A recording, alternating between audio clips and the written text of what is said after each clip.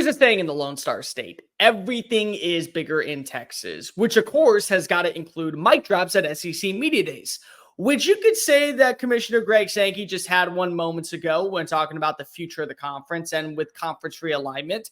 Sankey's not beating around the bush. He's not mincing words. He's made it abundantly clear that we stand for something in the Southeastern Conference. And visitors are more than welcome to stop on by, but you're not going to be a part of the long-term plan. And 16 teams, yeah, now with Texas and Oklahoma in the fold, we feel pretty good about the direction we're going. And of course, this is lying season. Everyone is trying to put on a good face while waiting to hear the rest of the news and see what happens next. But I actually kind of believe he's onto something here, and there's a ton of reasons why. So let's go ahead and discuss what's going on SEC Unfiltered. It's Cole Thompson here. Make sure that you like the video, hit the ring notification, follow us because we're live at SEC Media Days nonstop. Make sure that also you're following us on all the social channels, TikTok, Facebook, Instagram, Twitter, for behind-the-scenes looks of things going on in Big D with Chris Phillips, with the rest of the crew. Make sure that also you download the podcast version of the show, leave a 5-star review if you love this type of content, and to keep up with the #1 source for all things SEC, visit SECUnfiltered.com. This episode's brought to you by RHOBACK. Use promo code SECU for 20% off all joggers, polos, hoodies, shorts, much more. Season is right around the corner. You want to look good and feel good this fall? Do so with RHOBACK, promo code SECU. So Greg Sankey literally called out every other conference commissioner. Tony Petitti, Jim Phillips of the ACC. You can say that he also called out Brett Yormark. Yormark's been kind of doing his own thing for like the last 2 years, so I don't think that this is really a jab at him. But he said, we're the Southeastern Conference. We're the one conference at this level whose name actually means something. If that is not just a straight, hey, you went for the money and ran kind of motion, I don't know what to tell you.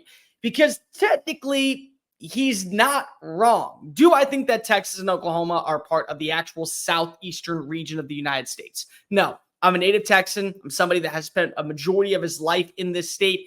I know that Texas is its own entity. East Texas, West Texas, North Texas, South Texas, they are their own countries in a sense. And so you're never going to get a true feel like you will in Alabama, in Mississippi, in Georgia, in South Carolina. They have their own cultures that all emulate each other with differing opinions, Louisiana included. You could probably throw Tennessee and Kentucky into the mix as well. But they are a part of the conference in terms of geographical location. The furthest that you will see a team travel this year is from Columbia, Missouri, all the way down to Gainesville, Florida, or College Station, Texas, all the way over to Columbia, South Carolina. You won't have these matchups where you have a roster found in Blacksburg, Virginia, making trips every few years over to Palo Alto, California. And you definitely won't see a trip where Eugene, Oregon Ducks will block their way to Piscataway, New Jersey for an 11 a.m. kick, which is really a 9 a.m. kick their time. So he literally called out the Big Ten and the ACC. And you know what? Well, he should. Because the entire part of geographical location is a major asset to college football. And one of the biggest reasons why you can appreciate this from the SEC is because they made sure that they stayed in the realms of possibility. If Texas and Oklahoma were juggernauts that were found out in Colorado and out in Nevada, then maybe this is not a deal that gets done. In fact, maybe the Pac-12 still exists. The Big Ten ends up being the team that's now facing a lot of pressure to add in somebody else. The ACC is about ready to crumble instead of the Pac-12, and you start seeing more geographical locations be targeted by the SEC in Virginia and North Carolina, and states that they haven't already gone after that still belong in the southern region but aren't southeast, more so just southern style. And that's at the point neither here nor there. The point is that with the SEC, what you see is what you get. You're not getting matchups that are just randomly here because if you're going to write a quick check and get a surplus of media rights deals to come on in. And that was a big asset for, I think, a guy like Greg Sankey. He wanted to keep it as regional as possible. And also, when you look at when he says 16 teams, well, you're talking about with other programs adding in more expansion. So the ACC, there's question marks for them moving forward. Are they going to start targeting AAC schools if Clemson and Florida State decide to hightail it out of there? And also, where would Clemson and Florida State go? Would they try to join forces with Greg Sankey and be a part of the SEC? Would they settle for a lucrative media rights deal and become the face of the new Big 12, which again is now going to be presented by Southwest, want to get away from all of this conference realignment? Cool. I agree with you on that. Are they going to go to the Big 10? Is the Big 10 going to add in more teams? What happens with the future of the Mountain West? Do they just become the Pac-12 and we get back another Power 5 conference that kind of is the laughingstock the way that we try to make the Big 12, which never was? And I'm going to make this abundantly clear. If you don't like Big 12 football, you really don't care about college football. Neither here nor there.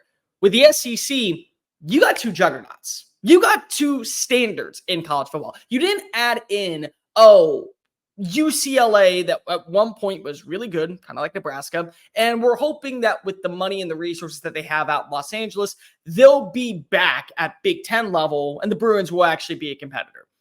No, you didn't do that. You went and you added in Oklahoma, which has 14 Big 12 conference titles since 2000. You added in Texas, which is coming off of its best finish since 2009, multiple national championship playoff appearances since the start of the 2000s. Also is really good in basketball, in baseball, in other assets that is only going to fortify the rest of the conference standing when it comes to championship mentality. And you have the resources and abundances to say that both these programs are rich and loaded with the right boosters that will keep competitive nature at an all-time high. That's what you did. Who else are you going to add? Who else do you have to add? The reason why we talk about expansion for teams like the Big 12 and conferences like the Big 12 and conferences like the ACC is because of they have to keep up with the Big 10 and the SEC. And honestly, when you think about it, the Big 10 has to keep up with the SEC because last I checked, when looking at the history of the college football playoff, they won most of the games. In fact, they won almost every game. In fact, the times that they didn't do it was year one when it was Ohio State and last year when it was Michigan.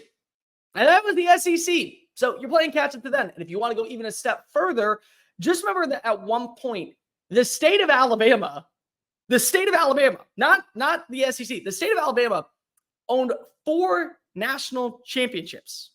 Yeah, that's what we're talking about here. Like, this is where we reside. You got 2010, 2011, 2012. You went in 2013, and then 2015, you went right back. You got 4 in less than 6 years, and you were in every game. So, like, what are we doing here, people, when you say you don't need to worry about this? For the SEC, they are the standard. That's what this comes down to. Sankey knows we're the ones that people are catching up to. We're the ones that people are trying to say, oh, we have to emulate what they do, because if we do, well, then we have a shot at winning a national title. Well, now we have a shot for representation. Like, Clemson is no longer Clemson. They won a few national titles in the ACC for the college football playoff. I forgot to mention them, so might as well throw that in before someone goes and calls me out in the comment section. But does anybody else feel that way? I mean, Florida State won one in 2013, and besides that, that's all you really have to show. Do you think that right now you have a team that can go toe-to-toe with SEC programs? And I'm not saying Alabama or Georgia. I'm saying Texas, LSU. How about we throw in 2 up-and-coming teams like Tennessee and Missouri? How about we throw in what happens if Ole Miss is not a one-and-done this year? How about you throw in Oklahoma that absolutely will have the right pieces in play to contend, if not this year, definitely for the long run? What if Texas A&M finally figures it out? Can Miami go hold their own? Can NC State? Can UNC? Can Boston College? Can now you throw in the newcomers like Stanford and Cal? Can SMU in Texas be able to be that lone star representative for the ACC year in and year out? The 3 main elements I think are going to be important here when it comes to Greg Sankey and conference expansion. Number 1, geographically, does it make sense? So you already are limiting your allocation to smaller areas. Basically, North Carolina, would you go after like a Duke? Would you go after an NC State? Would you go after a UNC? Would maybe you go after a Wake Forest? Why would you? You already have Vanderbilt. Virginia would probably be in the mix. Clemson, Florida, you got to throw those states in. Georgia Tech, maybe they would want to come back. I don't think that they would. That's what number 1 is going to be. Number 2, how does the future of the college football playoff look? Because right now, we're already hearing rumors and speculation that potentially we're going to go to a 9-game schedule in the SEC. Good. I'm more for it. more SEC games, the more value of those matchups because if it guarantees you more representation in the college football playoff. Oh, you think that I'm lying here? No, they would not sign up to go play a 9-game schedule year in and year out if they weren't promised X amount of teams in the college football playoff. So now when we talk about, well, it's going to be 5 teams, it's going to be 6 teams. Well, if they play a 9-game schedule and they have one roster that's sitting at 10-2 and there's 2 11-1 squads in the ACC, hey, to break it to you, Jim Phillips, Sankey's getting the nod. He doesn't care that they have a better record. They care about the better competition, which is why you're going to see them get in. And the third main point, which is probably the most prominent of all, until proven otherwise, you are the SEC. You are what everyone's chasing. You are exactly what people have been trying to emulate and captivate for years.